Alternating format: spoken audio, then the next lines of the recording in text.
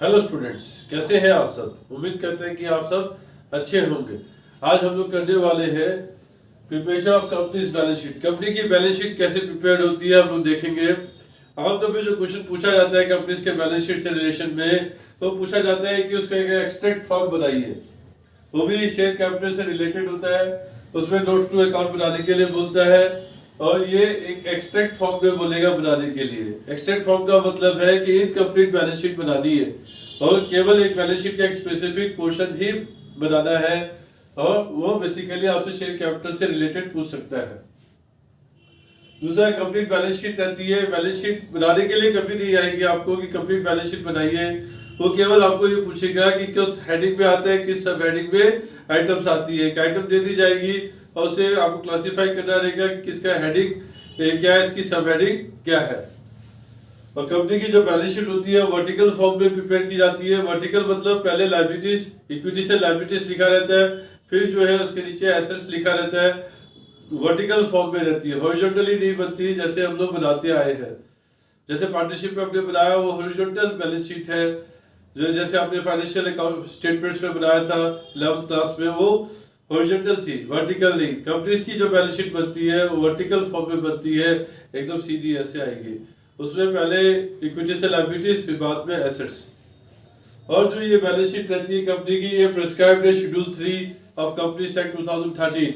मतलब जो 2000 शेड्यूल 3 में प्रिस्क्राइब्ड बैलेंस शीट है उसी को हमने स्टडी करना है, उसी के बारे में हम लोग पढ़ेंगे।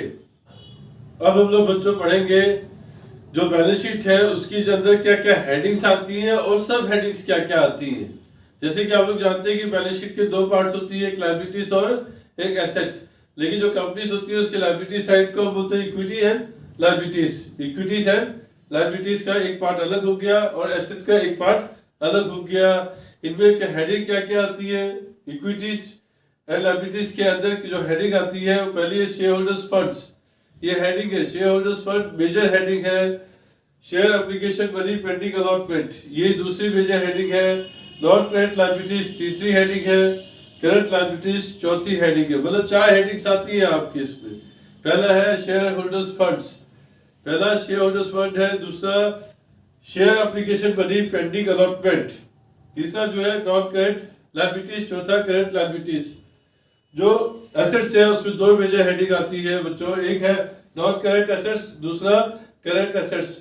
नॉन करंट एसेट्स और करंट एसेट्स, बस ये 2 मेजर हेडिंग्स है एसेट में। अगर कोई चीज एसेट है तो उसकी 2 ही मेजर हेडिंग होगी, एक या तो नॉन करंट एसेट्स और दूसरा करंट एसेट्स। अगर वो लायबिलिटी है तो उसकी 4 मेजर हेडिंग्स होंगी, share holders funds, share application money pending allotment, तीसरा नॉन करंट लायबिलिटीज, चौथा करंट लायबिलिटीज। ये हेडिंग्स आपको याद रखनी है, 6 हेडिंग्स रहेंगी। जितने भी क्वेश्चंस में कुछ भी आए उस इन 6 हेडिंग्स में से एक हेडिंग वहां पे एप्लीकेबल होगी। आपको पहले ये पता कर लेना है कि वो एसेट है कि लायबिलिटी है। अगर एसेट है तो 2 हेडिंग्स रहेगी, नॉन करंट एसेट्स और करंट एसेट्स। और अगर वो एसेट नहीं है, लायबिलिटी है, तो उसकी 4 हेडिंग्स रहेगी, share holders funds, share application money pending allotment, non current liabilities और चौथा करंट लायबिलिटीज। ये टोटल मिला के 6 हेडिंग्स हो गई।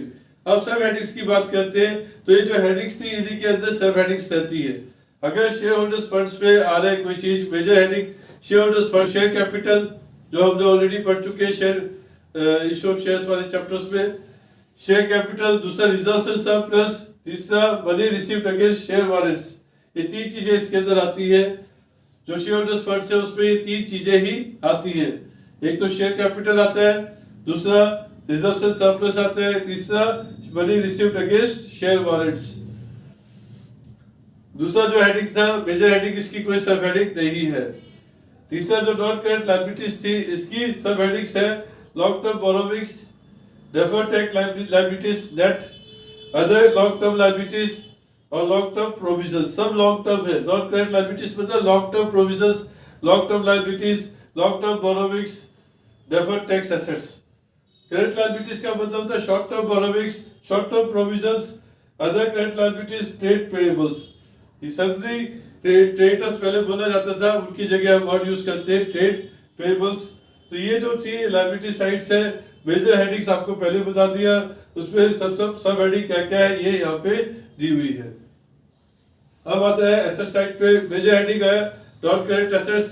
नॉन करेंट एसेट्स में एक आता है आपका फिक्स एसेट्स, और फिक्स एसेट्स के बाद आता है नॉन करेंट इन्वेस्टमेंट्स, तीसरा डेफर्ड टैक्स एसेट्स, और चौथा long term loans and advances.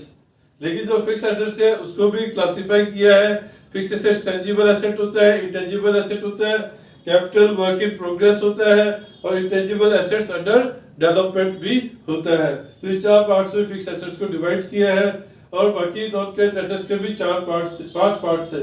पहला पार्ट फिक्स एसेट्स, दूसरा नॉन करेंट इन्वेस्टमेंट्स, तीसरा डेफर्ड टैक्स एसेट्स, चौथा long term loans and advances, और फिफ्थ है other non current assets. Current assets के भी 6 पार्ट आते हैं। करंट एसेट्स मतलब short term loans and advances हो जाएगी, ट्रेड रिसीवेबल्स हो जाएगा, करंट इन्वेस्टमेंट्स आएगी, इन्वेंटरीज आएगी, इसमें कैश एंड कैश इक्विवेलेंट आएगा, और अदर करंट एसेट्स आएंगे। तो ये बच्चों हेडिंग्स और सब हेडिंग्स है, ये अच्छे से आपको मालूम होनी चाहिए, क्योंकि क्वेश्चन जो पूछा जाता है वो एक आइटम दे दी जाती है, उसको बोलते हैं इसकी मेजर हेडिंग बताइए, इसकी सब हेडिंग बताइए। तो मेजर हेडिंग टोटल मिला के 6 है। तो आपको ये देख लीजिएगा कि एसेट्स में आ रही है, कि लायबिलिटीज में एसेट्स में 2 मेजर हेडिंग है, लायबिलिटीज में 4 मेजर हेडिंग्स है, और बाकी मेजर हेडिंग्स की कुछ सब हेडिंग्स भी होती है। तो ये आपको ध्यान रखनी पड़ेगी कि किसकी मेजर हेडिंग में क्या क्या सब हेडिंग आ रहा है। ये तो हमारा पहला पार्ट खत्म होता है बच्चों। सेकंड जो पार्ट है वीडियो का, उसमें हम लोग इनके डिटेल्स के बारे में जानेंगे। Thank you students.